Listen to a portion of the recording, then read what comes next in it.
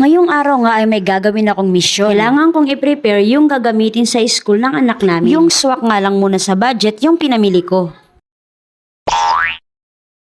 Bumili nga ako ng plastic cover para i-cover lahat ng notebooks na binili ko. Bale, 10 pieces nga pala yung binili ko. Double line nga pala yung binili ko kasi grade 2 na ngayon yung anak namin. Bumili rin ako ng scotch tape kasi syempre pandikit. Una ko nga ginawa ay naggunting ako ng madaming scotch tape para dikit-dikit na lang ako mamaya. Ha?